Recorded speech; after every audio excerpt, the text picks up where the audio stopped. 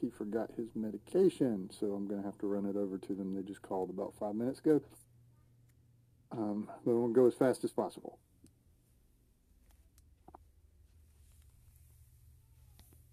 Okay, so given that, I'm going to get at the top since we only got about 20 minutes today.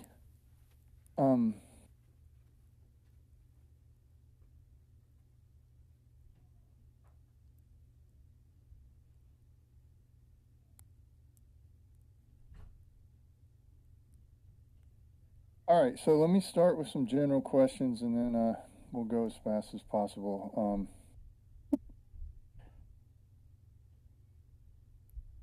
All right, so I got somebody commenting about Reddit. I've had a couple of these that say the guys on Reddit think that the stock is undervalued, and whether that's different Reddits or Wall Street bets, I'm not sure which particular subreddit they're referring to.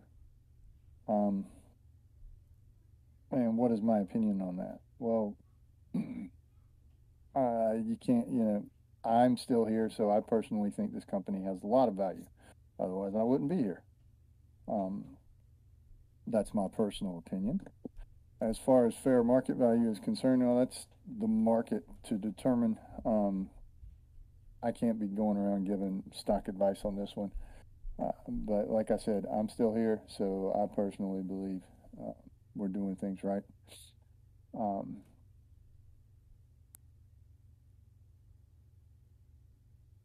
And then here's another one. This has come up quite a bit in my email over the last few weeks. Whoops, turn that off. The people are wondering what we can and cannot share as far as material information is here. Basically, material information means that anything that could affect your decisions around, whether or not to buy stock. That's the long and short of it. So if I go giving out, company numbers out of band, or profit, anything related to profit margins, things like that, upcoming contracts, stuff that's in the works that's not inked yet, anything like that could affect the value of the company, I'm not allowed to talk about, at least on these channels. So what we do have to do by rule is give everybody equal access to that information. And this forum is not equal access, as everybody can't always attend and things like that. So the prescribed methodology for doing that is usually through the press releases. That's acceptable to the exchange, and they get to clear everything before we release it anyway. So that's basically it. So just, again, we've had a lot of discussion around this, but that, for those of you who keep asking, that I hope that clarifies that. And maybe we can, read the pin posts up there, and there should be some more clarity on that one. Now, next, this is a two-parter. Somebody else asked, some other asked, what do you think the most important things that we're doing right now, indicator-wise? Indicator-wise, the fact that we're hiring on the AI front, I think, is the most important indicator that we've got out there. And we've mentioned that on several occasions.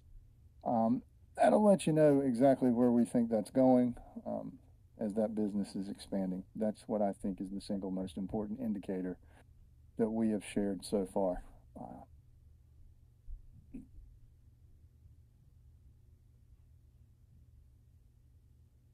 So another question we've got quite a bit about is what's going on with institutional engagement with DM. We've had quite a few institutional talks over the past several weeks. We're going to be heading up some more, not this week, but next week. So this week, there's a few other pieces going on, so we're not having institutional meetings this week. That being said, there's no lack of interest there. It's just timing. So that's pretty much it. So we've lined a lot of that up now that our balance sheets are cleared up. And we've sent those out, and we're lining up the meetings now. This week is going to be more devoted to engineering that um, and getting that.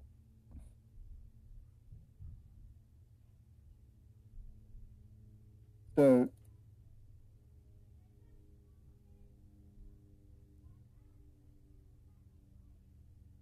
now this is another question that has come up quite a bit: is should we move these to biweekly Discord sessions? I personally think that would be a good idea. Um, I don't know how to get a poll on that because there's usually, there's a lot going on here, but on a week to week basis, we end up covering a lot of the same ground for, I guess, people that don't attend or just, partially attend. Um, because that, I mean, there is a lot going on, but talking about it every single week, I think is a bit of overkill. Anyway, we'll mull this over. That way, I don't want to be wasting everybody's time on here for that particular one. Uh, and we may put a poll out or something. Anyway, you'll see some more about this. Watch for the pin posts, and we'll see.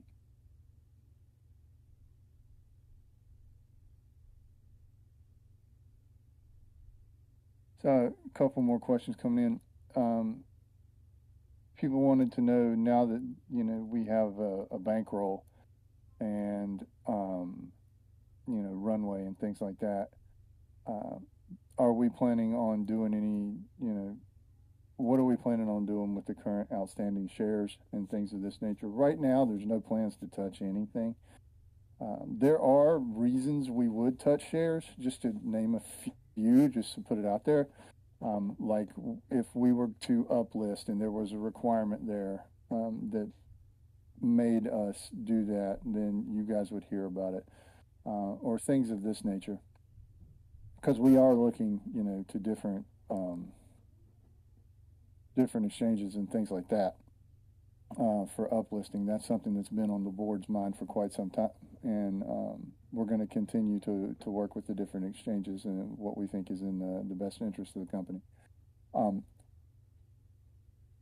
That being said, there's no immediate changes coming. So, and the shareholders will hear about that before any changes happen anyway. So that's where that stands. Are we toying with any sizable acquisitions and cost expansion?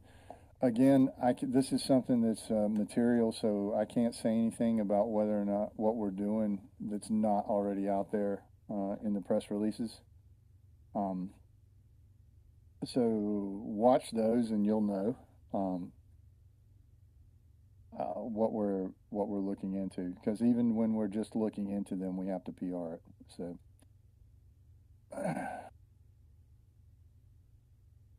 Can you comment on the importance of DM being a bit positive for the first time?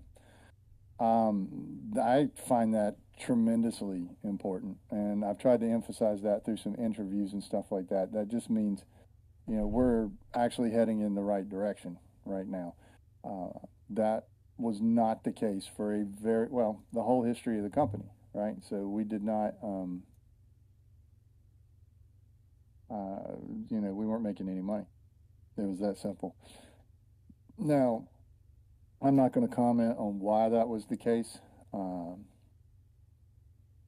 I'm just not, because I wasn't here, so it'd be hard for me to comment on all those years when I was not around. And most of the people that were around are gone now anyway. Do you foresee this being the case for the rest of the year? Most likely, yeah. I don't see why not. Things are moving, the way we want them to. There's no reason to see that would change. We also have quite a bit of, other stuff in the works that we're going to hopefully be able to announce within the next few weeks or month or so. So yeah, it looks good. Have we considered a buyback? That has been toyed with at the board level for a while, at least 6 months. It is something, but again, this is one of those things that goes along hand in hand with stuff like, uplisting and moving to, a different exchange, et cetera, et cetera. So all that has to be considered in whole. So at the moment, like I said, there's no immediate plans on any of this stuff. But it is being thought through for the longevity of the company and how long we want to do this. Uh, so when we do have concrete plans on that front, you will know.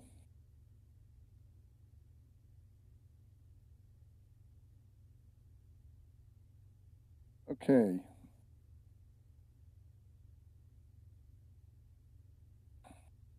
So one person, a few people. Well, I don't know how many this is. Is it is it possible for DM and ScreenPro to coordinate their news releases to make it easier to understand how many contracts both DM and ScreenPro have? It's possible. I actually talk to the people that run ScreenPro at least once a day. Um, the right now the press releases are driven by what the exchange deems material, uh, and there's a lot of scrutiny. There still is on Datametrex on what we're allowed to press or what we have to press release. So for those of you guys who've been around since we started in the COVID business, you've probably heard me talk about um, we have to run everything by the exchange, like everything.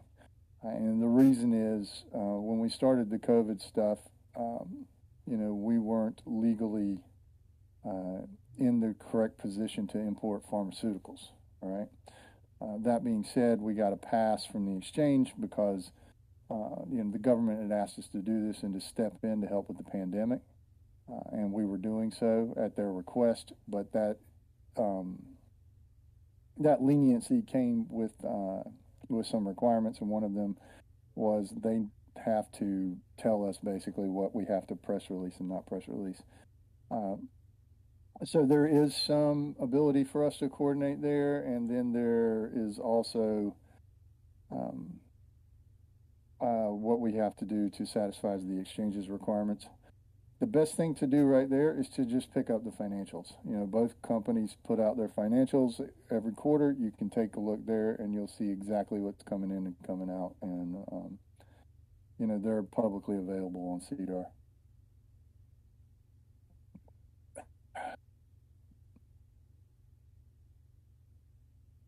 Well, that's another question. Are the CEOs of Concierge and Medical related? Yes. In fact, they're brothers, and getting all that together in one big swoop. This is one of the reasons we wanted to work with them uh, because we needed all those. We needed their expertise, and we needed to put both of those companies, under the umbrella to make Medical work. Um,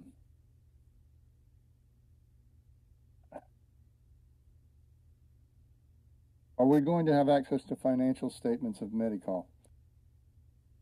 That's a question I don't have an answer to yet, but when I do, I will give it. The question becomes whether those financial statements get released with Datametrex or with as a separate company.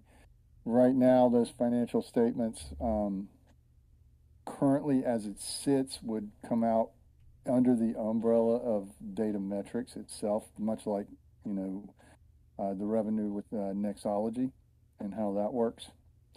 So at the moment, that's how it's going to be placed. There is some question about whether we should report these independently.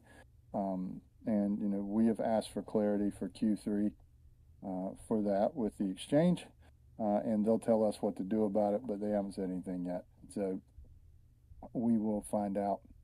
Um,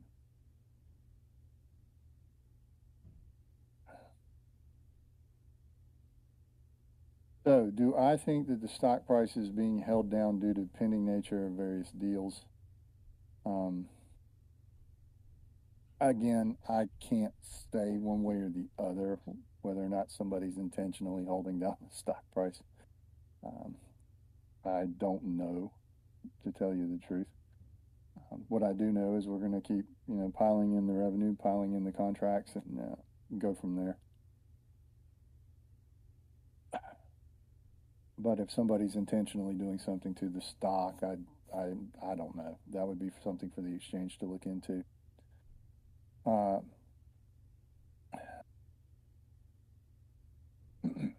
so, what were the another question follow up for institutional investors. Okay, what were the major questions and concerns? Okay, first major concern was balance sheet, always. I mentioned this last time we were on here. Individual investors are usually looking at the stock price. The institutional investors always want the balance sheet.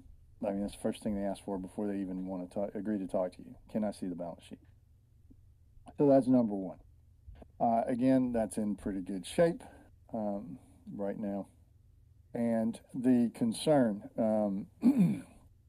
two concerns that are, seem to come up. Previously, one of the concerns was basically revenue. That's no longer a concern, as we've got plenty of that. And then the next concern was people was working on in Nexology space on the AI contracts and seeing what we've pulled in, over the past 12 months. We've gotten a really good positive response to that. And I believe that that's going to continue as it's doing nothing but expanding at the moment. And you guys will hear more about that in the PRs to come. Can you advise if you will be calling the exchange to get things moving at Perspectum? We talk to them at least once or twice a week about this. We're not sure what exactly is holding that up, but it's got to clear up before the end of September. And so they basically got till the end of next month to give us an answer, by law. So I don't know. It can't go into Q4. Let's put it that way. But I can't get them to go any faster than they are at the moment. I don't know what we've given them all the information they need. They've talked to everybody they need as far as we know. We just need an answer. Okay. I'm not sure what that is.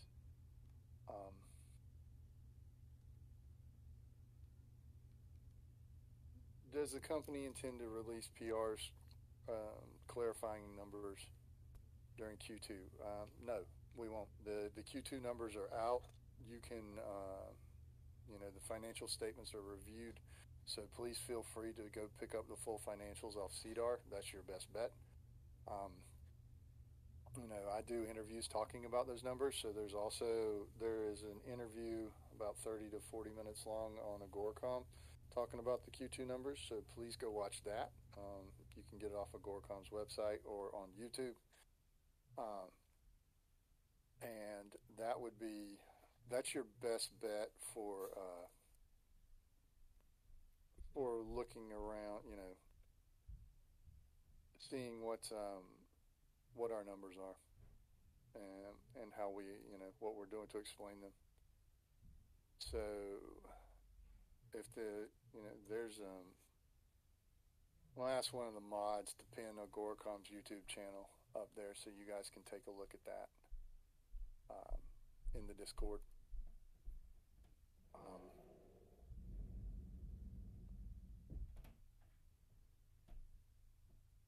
So okay, I'm going to have to go in just a couple minutes because I got to get to my son's place before 1 my time. So I'm going to go find another question. Is the 250K AI contract announced last week with Graph Blockchain? No. So no, that's not it. And there'll be more coming out with that as that progresses. So that's the last one I'm going to be able to do today. Sorry, I have to cut it a little short. We'll get an answer back as to how often we're going to do this, and I will get to all the,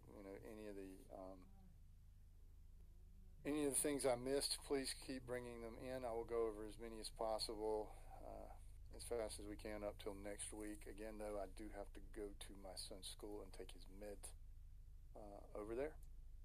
So could the mods, if you could please pin that Agoracom YouTube channel, that'd be great. You can find us there. You can find the information there. And I will be back around, we'll be back on here next week. So thanks everybody for tuning in. Sorry I got to cut it a couple minutes short. But again, I've got to I've got to go take care of my son's meds real fast, and his mother is not available, so I got to do it. All right. Thanks everybody. We'll be back next week.